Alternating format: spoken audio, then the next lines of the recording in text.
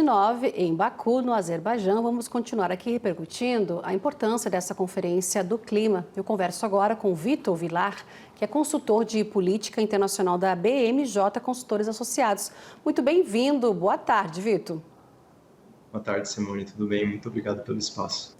Obrigada a você pela tua participação hoje aqui com a gente, não é? Redução das emissões, metas climáticas, países, então, eles podem definir até fevereiro do ano que vem, né, de 2025, estipulando aí suas metas, né, até 2035. E o Brasil aí já comunicou a sua intenção na nova NDC, pelo menos, de reduzir gases de efeito estufa em até 67% antes mesmo de 2035, né? Um compromisso de reduzir as emissões, né, de 59% a 67%.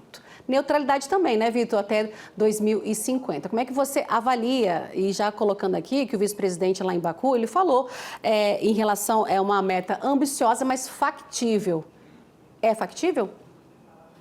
Bem, factível sempre é, né? A gente tem que conversar com os setores para entender como que eles vão reagir a essas metas. O principal ponto que o governo precisa esclarecer para a indústria, para o agronegócio, para todos os setores produtivos brasileiros, é como que o governo planeja alcançar essa meta de redução de 67% das emissões de gases de efeito estufa até 2035.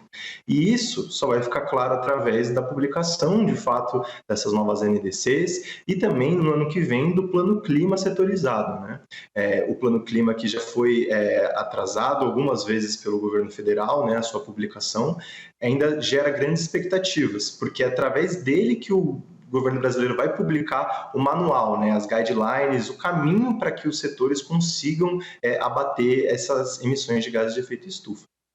Você falou como alcançar, né? Mas a gente já tem alguns exemplos. A gente vê aí o Brasil no combate ao desmatamento ilegal nos biomas, com resultados já apresentados pelo governo. A taxa vem reduzindo, né, na Amazônia. Temos o Plano ABC+, Programa de Recuperação de Pastagem Degradada, aí, que o governo espera, não é, nessa solução em 40 milhões de hectares em 10 anos, né? Transição energética, estamos vendo aí, e tem também essa corrida, né, para a regulamentação aí do mercado de carbono. Ou seja, a gente tem muita coisa nessa cesta aí do Brasil.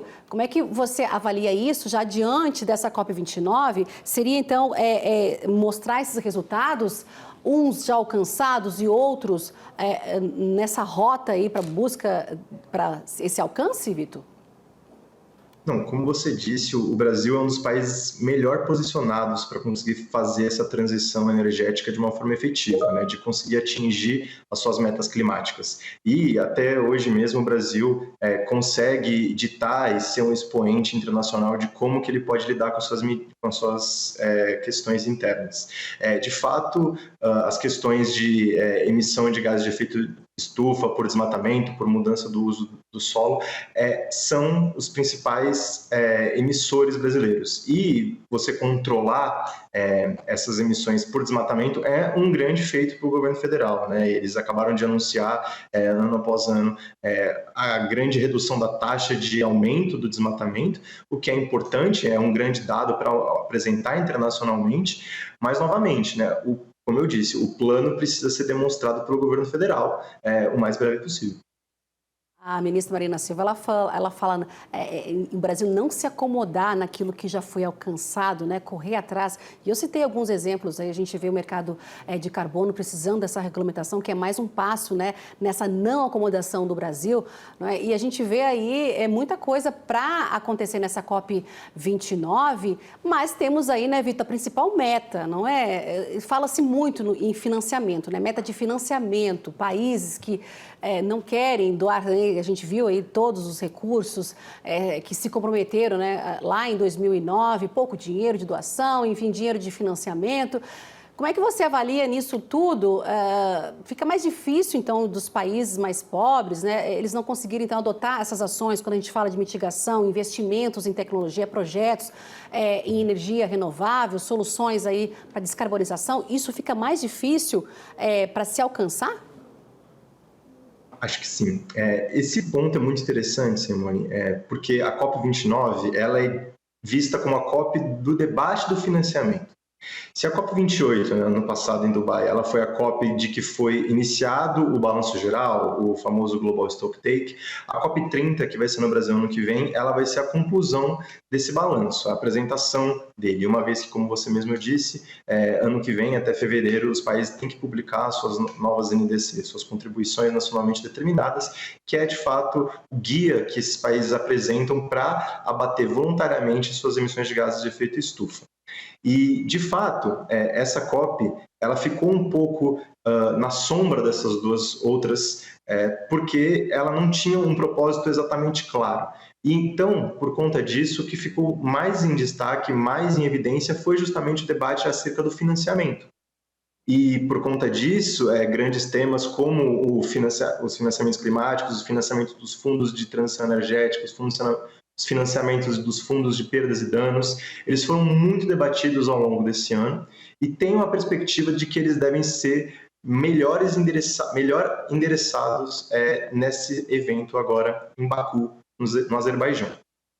Acho que é importante que a gente comente ainda que no primeiro dia da COP, né, ontem, a gente teve ainda uma publicação de um acordo preliminar, um draft, né, um rascunho sobre o artigo 6, artigo 6.4 do Acordo de Paris, em que fala sobre a construção de um mercado internacional de carbono, e esse é um ponto dos mais críticos que tem de ser debatido nessa COP29. Ainda é um rascunho, é um draft que deve ser endereçado nos próximos dias e nas próximas 2 semanas, mas é um passo interessante num consenso entre os países. Tá certo, a gente viu aí essa possível discussão só em cima desse tema, financiamento. Ano que vem, como você lembrou aqui pra gente, né, que a gente está falando muito na COP30, os desafios aí do Brasil, então, em ser protagonista dessa agenda, nessa COP que vai chegar ainda em 2025, não é? E eu já ouvi aqui de analistas falando que nós temos que mostrar, o Brasil tem que mostrar que não somos apenas um país da floresta, né? A gente tem que chegar com as ações, a gente tem que chegar com os desafios colocados lá, não só ficar nessa discussão. E vimos também o governador, o Helder Barbalho, falando justamente levar a COP para lá é mostrar, é o pé no chão, é a árvore em pé, mostrar todo esse desafio e quando a gente fala no bioma amazônico. Seria mais ou menos por aí? Eu acho que é exatamente isso. Toda a construção narrativa do governo Lula, desde que ele sobe ao poder em 2023, é retomar a posição de liderança brasileira no âmbito climático. Colocar o Brasil como sede da COP30 foi uma grande vitória, incontestável, inclusive internacionalmente, mas também todo o caminho que o Brasil tem percorrido nos últimos 2 anos e também será no ano que vem, diz respeito sobre essa postura do governo brasileiro em colocar o Brasil em evidência nesse tema. Então, a cúpula da Amazônia em 2023, a cúpula do G20, que vai acontecer agora esse ano, mas todos os debates que acontecem já há um ano acerca do G20, provavelmente a gente vai ter a cúpula dos BRICS também ano que vem no Brasil. Todos esses grandes eventos internacionais colocam o Brasil em evidência novamente no cenário internacional, de forma que o país consiga guiar, ou pelo menos pautar, marginalmente o debate internacional sobre as mudanças climáticas. O Brasil ele é detentor da maior floresta em pé nativa no mundo atualmente e ele se faz valer dessa narrativa nos debates e nas negociações que acontecem multilateralmente no âmbito da UNFCCC, né? Então, de fato, o Brasil ele tem que levar essa postura de liderança na COP30 e também na COP29, o que me parece que tem sido feito nos últimos dias. Para a gente finalizar aqui, Vitor, em relação ainda à COP29, né, Donald Trump, né, eleito para o ano que vem, né, para comandar os Estados Unidos por 4 anos. O Trump não concorda com a Agenda Verde, a gente já viu isso acontecer no primeiro mandato dele, dos Estados Unidos saindo do Acordo de Paris, a expectativa se vai ocorrer novamente nesse novo mandato dele. Mas a agenda climática, ela não morre, talvez ela perca um pouco de força quando a gente coloca os Estados Unidos aí nessa pauta verde? Eu acho que sem dúvida. Sem dúvida, a eleição de Trump foi um balde de água fria na maior parte dos negociadores climáticos internacionais, também nas instituições. Quando a gente olha para o encontro de Bonn, que aconteceu no começo desse ano, é aquele encontro que é basicamente um ensaio para o que vai ser discutido, o que vai ser pautado nas discussões climáticas ao longo do ano e, consequentemente, nas COPs anuais.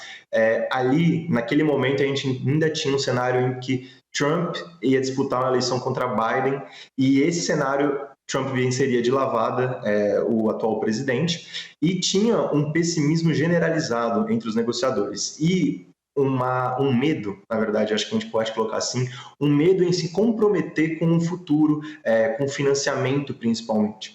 Os Estados Unidos é a maior economia do mundo ainda, e muitos países em desenvolvimento principalmente, dependem desses financiamentos dos países desenvolvidos para que consigam financiar seus projetos de transição energética, de transição justa. Caso os Estados Unidos não queiram participar desse ponto, os outros países envolvidos, como principalmente na União Europeia, ficam com o pé atrás e provavelmente não colocaram tanto dinheiro nesses fundos como poderiam colocar caso os Estados Unidos liderassem essa transição. Então, de fato, o Donald Trump é um presidente que é cético em relação às mudanças climáticas, ou ao menos a mudança antropológica do ambiente pelo homem, né? Então, de fato, é uma grande variável para os próximos anos. E isso vai ser muito reflexo, talvez não nessa COP ainda, porque os efeitos são bastante recentes, mas a gente vai ter que observar bastante como isso vai acontecer em 2025. Tá certo, Vitor Vilar, consultor de política internacional da BMJ, consultores associados. Vitor, muito obrigada pela tua análise aqui em relação ao andamento aí da COP29 no Azerbaijão. Obrigada mais uma vez e até uma próxima oportunidade aqui com a gente, viu? Boa tarde. Muito obrigado, boa tarde, pessoal. Um abraço.